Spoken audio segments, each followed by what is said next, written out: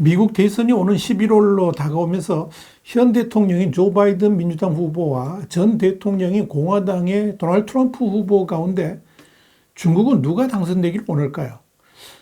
일부에서는 이 트럼프 전 대통령의 복귀를 더 원할 수 있다라고 예측을 하지만 그보다는 누가 당선되더라도 최대 패배자는 중국이 될 것이다. 이런 분석도 나왔습니다. 그럼에도 불구하고 트럼프의 당선을 중국이 더 반길 것이다. 이런 견해가 상당히 큰 것 같습니다. 왜 그런지 와이타임즈가 분석해 봤습니다. 지금 시작합니다.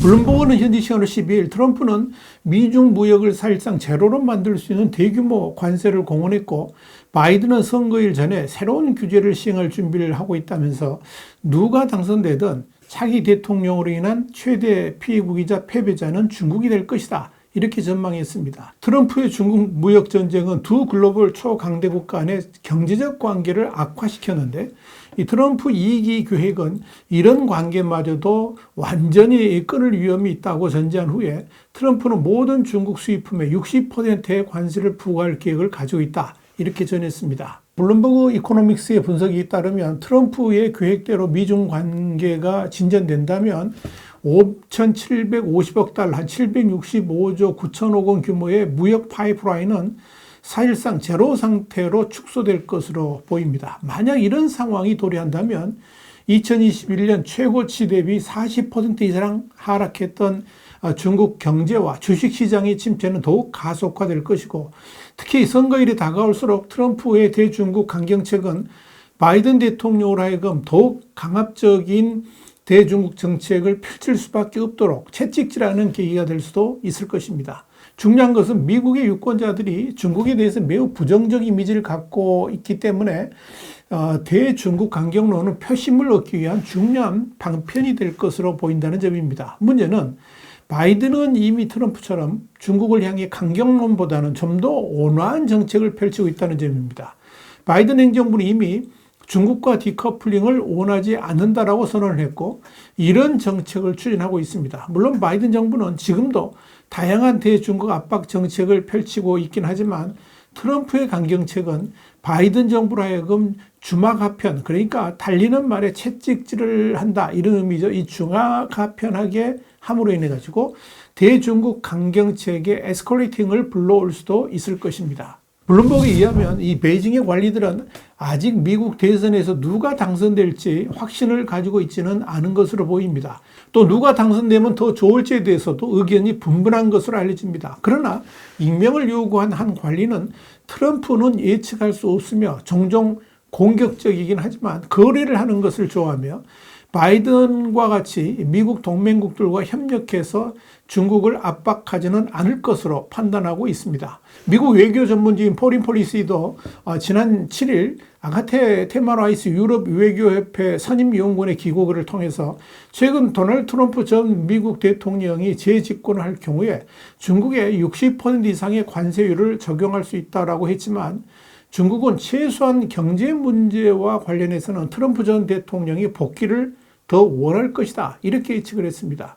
아가테 데마라이스는 그 이후로 우선 트럼프가 미국과 유럽 사이의 분열을 키울 가능성을 거론했습니다. 다시 말씀드려서 북대서양조약기구, 그러니까 나토 회원국들의 방위비 분담 증대 등을 요구하면서 한때 나토 탈퇴 가능성까지 거론했던 트럼프가 재집권하게 되면 중국은 미국과 유럽 간의 긴밀한 안보 및 경제 공조에 균열이 생길 수 있다는 기대를 하게 될 것이다 하는 분석입니다. 특히 칼럼은 트럼프 전 대통령이 재집권하게 되면 유럽을 상대로 그간 공언해왔던 관세 10% 일률 부과 등을 통해서 무역 전쟁을 벌이려는 충동을 이기지 못할 것이다. 그렇게 전망했습니다. 또한 미국 유럽 무역 갈등은 결국 중국의 이익을 해칠 수 있는 미국과 유럽의 협력을 저해할 것이기 때문에 중국으로서는 트럼프 전 대통령의 복귀를 기대할 것이라 그러면서 이 트럼프가 다시 권력을 잡을 경우에 러시아에 대한 고강도 제재 해제를 결정할 수도 있다는 점도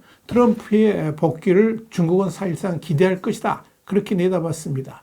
이 칼럼은 또 블라디미르 푸틴 러시아 대통령에 대한 트럼프 전 대통령의 호감을 감안했을 때 재집권 시에 대러 제재를 해제할 수 있고, 이는 중국으로 하여금 대러 협력을 더 확대할 수 있게 할 것이다, 그렇게 설명했습니다. 그러면서 지금처럼 미국이 대러 고강도 제재를 유지하는 상황에서도 중국은 대러 교육을 견조하게 이어가고 있지만, 미국으로부터 2차 제재, 그러니까 세컨더리 보이콧을 말하는 거죠. 러시아와 교역한 제3자에 대해서도 제재하는 걸 말하는데, 이 2차 제재를 당할 수 있다는 우려 때문에 대러 투자 등에 주저하는 측면도 있었다 그러면서, 그러나 트럼프가 대러 제재를 풀 경우에 중국은 미국의 2차 제재에 대한 두려움에서 벗어나서 러시아하고의 경제 협력을 가일층 강화할 수 있게 된다, 이렇게 해석을 했습니다.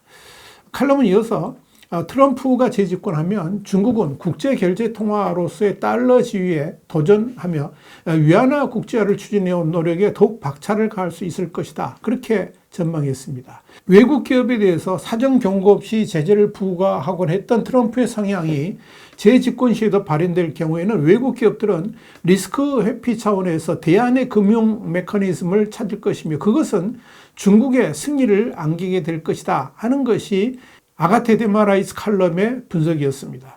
그런데 베이징 국제경영경제대학 교수이자 중국 상무부 고문인 쌍 바이촨은 둘 다 큰 위협이라고 그러면서 바이든 트럼프 중 누가 되든 중국의 발전을 제어하고 억제하는 방향으로 나아갈 것이기 때문이다, 이렇게 설명했습니다.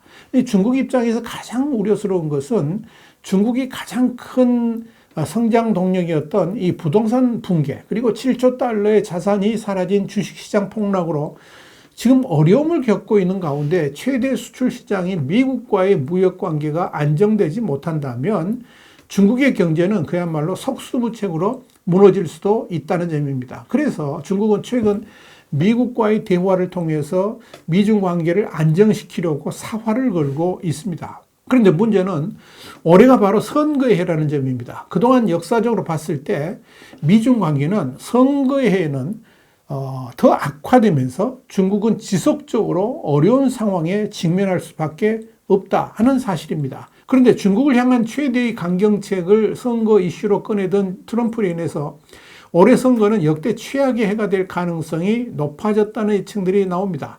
앞서 언급한 바 있습니다만은 트럼프의 중국 정책이 바이든의 선거 전략을 충동질할 수 있기 때문에 그런 겁니다. 그렇게 되면 두 후보 모두 중국에 대해서 강경한 태도를 취하게 될 것이고, 이로 인한 최대 패배자는 결국 중국이 될 수밖에 없다는 결론이 나옵니다.